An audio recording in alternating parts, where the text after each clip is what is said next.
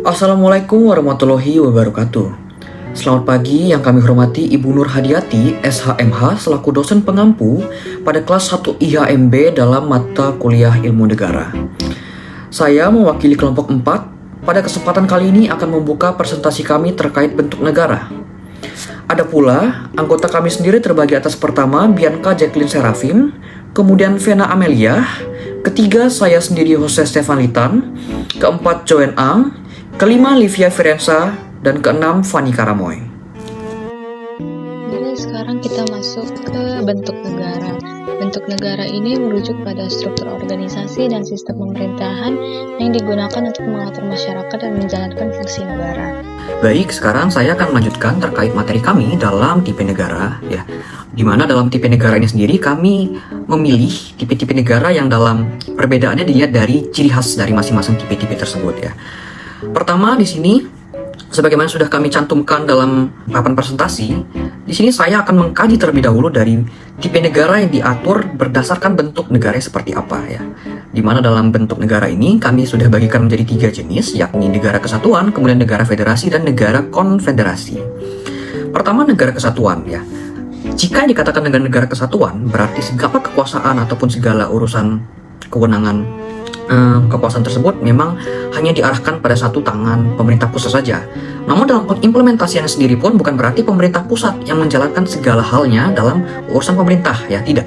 Jadi tetap saja ada yang dinamakan pemerintah daerah, kemudian pemerintah yang terkait di bawahnya juga ikut melaksanakan kekuasaan-kekuasaan dalam masing-masing daerahnya. Namun tetap saja dalam pengimplementasiannya ini diatur dan diawasi oleh pemerintah pusat, ya.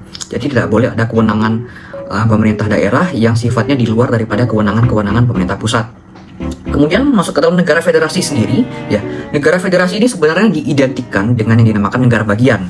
Jadi bagaimana dalam satu negara itu dibagi lagi dalam negara-negara bagian yang ada.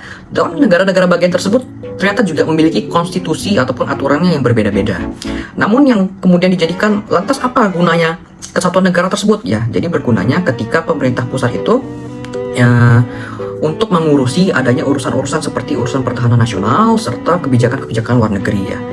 Namun tetap saja dalam pengimplementasian konstitusi maupun pengimplementasian daripada aturan-aturan yang ada itu berlaku berbeda-beda dalam negara-negara bagian. Kemudian negara konfederasi, ya. Negara konfederasi ini sendiri ternyata memiliki penjelasan ataupun perincian yang berbeda jauh dibandingkan negara-negara kesatuan ataupun negara federasi, ya.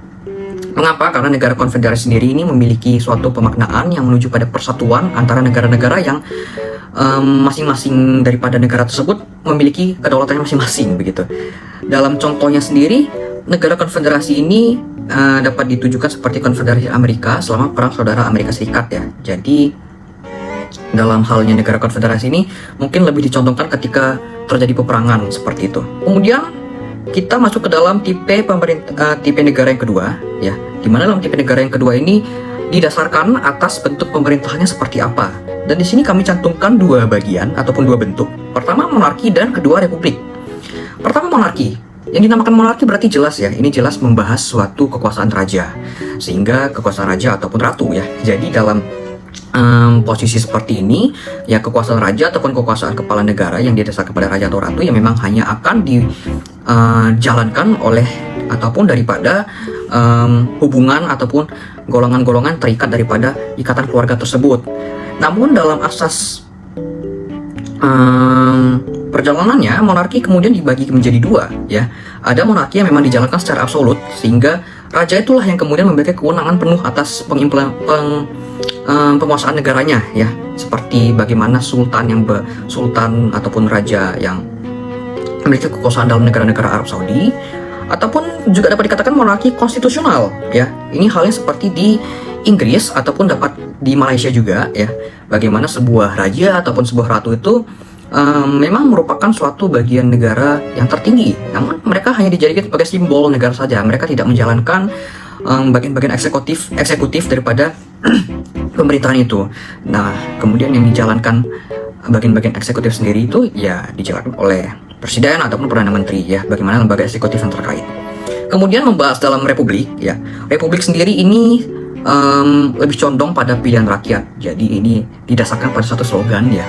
Kekuasaan tertinggi itu berada dalam tangan rakyat, sehingga segala pemimpin negara, kepala negara yang umumnya adalah seorang presiden, ya, ini dipilih secara langsung oleh rakyat. Contoh negara sendiri seperti negara kita Indonesia, kemudian Amerika Serikat, ya, Perancis. Lalu kita akan lanjut ke dalam tipe negara selanjutnya, yakni tipe negara hukum. Di mana dalam presentasi kami, ya, sudah dicantumkan ada 3 tipe negara hukum. Pertama negara hukum liberal, kemudian negara hukum formal, serta negara hukum material atau material, ya. Negara hukum liberal sendiri ya berarti memang dalam perjalanannya ya berasaskan pada kata liberal itu sendiri, yang memang berarti dari bagaimana individu-individu dalam masyarakat itu menjalankan kehidupannya secara bebas dan tetap memprioritaskan pada perlindungan hak asasi manusia, ya. Intinya hanya pada perlindungan hak asasi manusia itu sendiri, sehingga dalam proses ataupun perilaku pemerintahannya, ya, pemerintah itu memang terdapat dan terkaji dalam lingkup sosial masyarakatnya, namun tidak terlalu ikut campur tangan begitu, ya. Jadi memang pemerintah itu dikatakan dapat berperan sebagai pengawas saja, ya. Contohnya seperti Amerika Serikat. Kemudian negara hukum formal atau negara hukum formil. Negara hukum formil sendiri dia memiliki gaya ataupun karakter yang klasik, ya. Jadi ini lebih diarahkan kepada negara-negara yang cakupannya pada berpuluh-puluh ataupun beratus tahun yang lalu begitu, ya. Kenapa? Ya contohnya seperti memang dalam negara hukum formil ini seperti negara Jerman pada abad Nazi. Jadi negara hukum formal memang dia sebagaimana katanya formal, ya. Berarti dia hanya menjalankan segala asas peruntukan hukumnya berdasarkan peraturan yang telah tertera. Namun dalam pengimplementasinya dia tidak melihat apakah kemudian substansi hukum yang ada itu dipastikan kebenaran ataupun kepastian hukumnya. Apakah kemudian hukum yang berlaku itu sesuai dengan prinsip keadilan atau tidak. Pada intinya dalam negara hukum formal ini adalah peraturan-peraturan ada itu dijalankan saja, cukup di batas itu saja. Kemudian masuk ke dalam negara hukum material. Negara hukum material ini lebih dicontohkan pada negara-negara modern saat ini. Jadi bagaimana negara itu juga ikut dalam proses sosial politik masyarakat, ya. Namun tujuannya bukan untuk mencampuri urusan masyarakat, bukan. Tapi bagaimana negara ini ingin melakukan pendekatan-pendekatan supaya tujuan utamanya adalah mensejahterakan rakyat itu dapat tercapai, sehingga bagaimana substansi hukum, bagaimana aturan-aturan yang tertera itu dijalankan sebagaimana dari pada keadilan ataupun kebutuhan-kebutuhan yang dibutuhkan masyarakat. Kemudian kita masuk ke dalam tipe negara abad pertengahan, ya. Dalam tipe negara abad pertengahan sendiri berarti di sini kami lebih memfokuskan atau lebih mengkaji dari bagaimana negara-negara yang ada daripada abad pertengahan itu sendiri. Pertama ada negara teokratis, ya. Negara teokratis sendiri dia berasaskan ataupun berlandaskan pada suatu sistem ajaran agama. Dan kemudian dalam negara teokratis sendiri ini pengimplementasi didukung dengan diketuai atau dipimpin oleh pemimpin yang juga berdasarkan pada agamanya. Jadi pemimpin agama inilah yang kemudian diwajibkan sebagai syarat dalam menjadi pemimpin politik. Contohnya, walaupun dalam tipe negara yang kami kaitkan adalah tipe negara abad pertengahan, namun tetap saja ternyata ada implementasinya ataupun dalam pembuktiannya negara-negara yang masih menjalankan sistem seperti ini di era modern, maaf. Contohnya itu seperti Iran, ya. Bagaimana Iran ini masih memegang kekuasaan tertinggi pada pemimpin agama yang kemudian undang-undang yang dikodifikasikan itu berdasarkan pada hukum-hukum syariah, ya. Kemudian tipe negara abad pertengahan kedua ada yang dinamakan dengan tipe feodalisme, ya, dimana dalam feodalisme ini kekuasaan terbesarnya itu dimiliki oleh para bangsawan lokal. Jadi bagaimana suatu sistem perbudakan itu masih kerap terjadi ataupun masih memang dijadikan sebuah landasan pemerintahan dalam negara feodalisme ini, karena memang rakyat sejatinya pada negara feodalisme ini diwajibkan untuk bekerja sebagai imbalan ataupun sebagai kompensasi yang mereka harus bayar dalam menerima perlindungan daripada pemerintah ataupun bangsawan lokal. Kemudian dualisme berarti memang terdapat dua pihak yang saling berkuasa, saling berkoalisi dalam penjalanan kekuasaan negaranya. Dalam pengimplementasinya sendiri pun ini dapat diarahkan, ya, bagaimana pihak-pihak memang yang diarahkan pada pihak politik sekuler atau merupakan seorang raja atau penguasa wilayah ini memiliki hubungan yang erat dengan otoritas agama. Dalam hal yang di sini lebih diarahkan kepada otoritas gereja, yang kemudian dicontohkan dari bagaimana hubungan antara Paus dan Kaisar Romawi Suci di Eropa pada zaman itu. Kemudian terakhir, ya, Ini tipe negara menurut sejarah. Dalam tipe negara menurut sejarah sendiri, kami membagi lagi dalam negara Timur purba atau kuno, kemudian negara Yunani purba atau kuno, negara Romawi kuno, negara pertengahan dan negara hukum. Dalam negara-negara yang ada pun sebenarnya sudah ada kami sampaikan penjelasannya dalam tipe-tipe negara yang saya sampaikan sebelumnya ya. Namun pertama, negara Timur purba atau kuno berarti memang negara-negara yang berkembang pada kawasan tersebut, seperti halnya Mesir Mesir kuno, kemudian Mesopotamia ya. Dalam hal yang sendiri ini lebih diutamakan pada pemerintahan yang berdasar pada kekuasaan raja ataupun kaisar yang pada masa itu dianggap sebagai dewa atau perwakilan dewa di bumi. Kemudian negara Yunani purba atau kuno ini dapat dicontohkan sebagaimana negara kota polis Yunani seperti Athena, kemudian Sparta, yang dapat dikatakan pula bahwasannya Athena ini sempat dipandang sebagai salah satu negara ataupun negara pada zaman tempat Yunani kuno yang kemudian menjadi suatu landasan pertama atau landasan utama dalam suatu sistem negara demokrasi. Karena Athena sendiri dalam perlakuan negaranya warga negara itu mampu berpartisipasi secara langsung dalam pengambilan keputusan politik.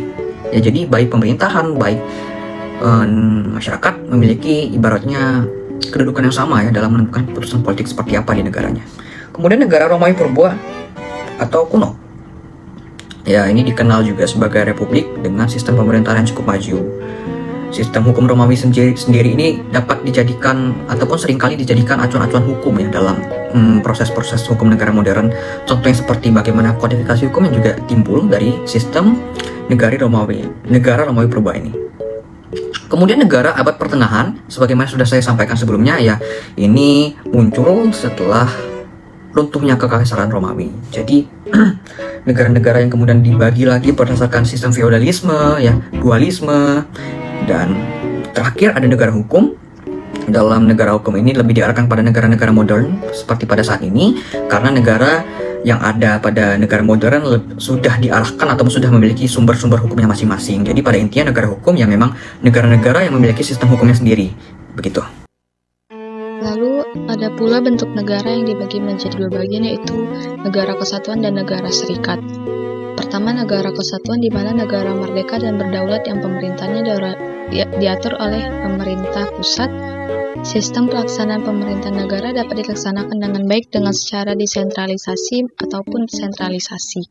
Lalu yang kedua ada negara serikat yang terdiri atas gabungan beberapa negara bagian. Negara tersebut hanya menyerahkan sebagian urusannya kepada pemerintahan pusat atau federal yang menyangkut kepentingan bersama. Meskipun demikian, kekuatan asli tetap ada pada negara bagian karena negara bagian berhubungan langsung dengan rakyatnya. Selanjutnya, bentuk kenegaraan. Bentuk kenegaraan itu sendiri dibagi menjadi 4 bagian. Yang pertama serikat, uni, dominion, dan pengawasan. Yang pertama serikat. Serikat itu merupakan ikatan antara beberapa negara yang masing-masingnya tetap mempunyai kedaulatan baik keluar ataupun ke dalam negara tersebut. Yang kedua ada uni. Uni merupakan gabungan dua negara atau lebih yang dimana negara tersebut merdeka dan berdaulat dengan satu kepala negara yang sama, dan uni ini dibagi menjadi dua bagian yang lebih mendalam, yaitu uni personil dan uni real. Uni personil adalah dua negara yang kebetulan memiliki raja yang sama yang menjabat sebagai kepala negara. Sedangkan uni real itu merupakan dua negara yang berdasarkan traktaat atau perjanjian untuk mengadakan ikatan yang dikepalai oleh seorang raja dan membentuk perlengkapan uni guna untuk mengatur kepentingan bersama. Yang ketiga ada dominion. Dominion adalah suatu negara yang tadinya merupakan jajahan Inggris yang telah merdeka dan berdaulat serta mengakui Raja Inggris. Yang keempat adalah pengawasan. Nah, pengawasan ini tuh dibagi menjadi 4 bagian lagi. Yang pertama ada proktoraat. Proktoraat itu merupakan negara yang berada di bawah lindungan negara yang di dalamnya memiliki bentuk pemerintahan republik konstitusional. Kekuasaannya juga dipegang oleh presiden, sehingga presiden mempunyai peran sebagai kepala negara dan juga kepala pemerintahan. Meskipun begitu, kekuasaan presiden tetap dibatasi oleh konstitusi yang diawasi oleh parlemen-parlemen. Yang kedua ada koloni. Koloni merupakan suatu negara yang menjadi jajahan dari negara lain. Terus ada Yang ketiga ada mandat. Mandat merupakan negara yang tadinya adalah jajahan negara yang kalah dan diletakkan di bawah perlindungan suatu negara dan juga di bawah pengawasan Liga Bangsa-Bangsa. Lalu yang keempat ada trusteeship, itu merupakan negara yang tadinya merupakan jajahan negara yang telah kalah pada dua dan diletakkan di bawah perlindungan suatu negara dan di bawah pengawasan PBB. Next, kita masuk ke bentuk pemerintahan. Di dunia ini ada dua bentuk pemerintahan, yaitu sistem republik dan monarki. Bentuk pemerintahan republik merupakan sistem politik yang dipilih oleh rakyat atau wakil rakyat. Sistem republik ini dipimpin oleh presiden dan wakil presiden. Sedangkan bentuk pemerintahan monarki adalah sistem pemerintahan yang kekuasaan tertingginya dipegang oleh seorang penguasa tunggal, yang disebut sebagai raja atau ratu. Republik dalam bentuk absolut artinya pemerintahan bersifat diktator tanpa adanya pembatasan kekuasaan. Penguasa mengakibatkan konstitusi dan menggunakan partai politik untuk melegitimasi kekuasaannya. Bentuk parlemennya ada, tetapi tidak memiliki peran yang signifikan dalam pemerintahan. Kalau dalam konstitusional, presiden memegang kedudukan sebagai kepala negara dan kepala pemerintahan. Namun, kekuasaan presiden hanya dibatasi oleh konstitusi, dan parlemen memiliki peran penting dalam mengawasi pemerintahan. Sedangkan republik dalam sistem parlementer atau republik konstitusional parlementer adalah suatu jenis republik yang menjalankan pemerintahan dengan sistem parlementer. Yang dalam sistem ini eksekutif atau pemerintah memperoleh legitimasi dan dari bertanggung jawab pada legislatif atau parlemen. Kalau yang tadi republik, kita sekarang membahas monarki. Monarki dalam bentuk absolut adalah raja atau ratu memiliki kekuasaan yang tidak terbatas dan dapat mengendalikan pemerintah secara penuh tanpa pembatasan signifikan dari lembaga lain. Contohnya seperti monarki di Saudi Arabia sebelum beberapa reformasi terakhir. Monarki dalam konstitusional diperintah oleh parlemen dan pemerintahan yang dipilih, tetapi seorang raja tetap menjadi kepala negara dan memainkan berbagai peran penting.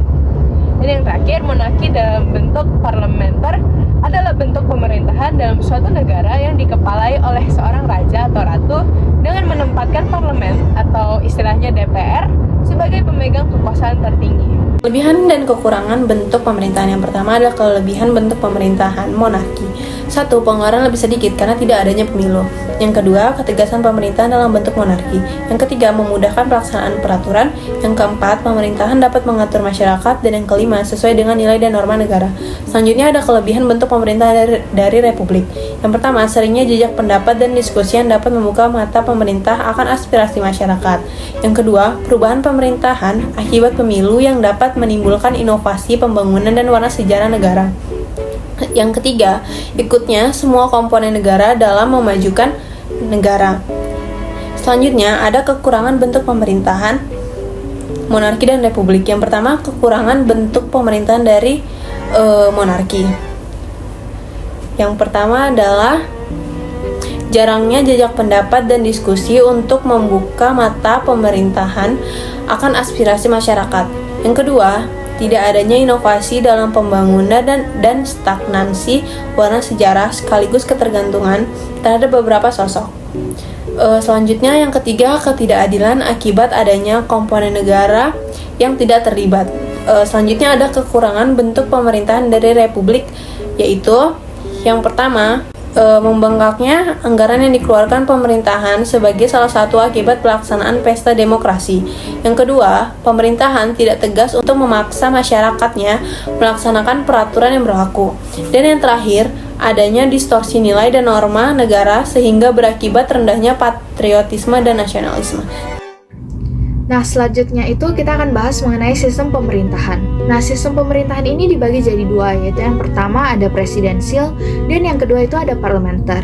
Nah, untuk presidensial Tanggung jawab dari kepala negara itu adalah yang pertama sebagai pemimpin dari negara, yang kedua sebagai pengawas pemerintahan, dan yang ketiga adalah untuk menjalankan kebijakan. Contoh-contoh negara yang menganut sistem pemerintahan presidensial itu ada negara Indonesia, lalu ada Amerika Serikat, Argentina, dan negara-negara lain yang memiliki presiden sebagai kepala pemerintahannya. Sedangkan untuk parlementer, di sini kepala negara itu hanya menjadi simbol dari negara tersebut. Contohnya adalah Spanyol, lalu ada Inggris, lalu ada Denmark, dan negara-negara lain yang kepala negaranya itu adalah anggota kerajaan seperti raja dan ratu.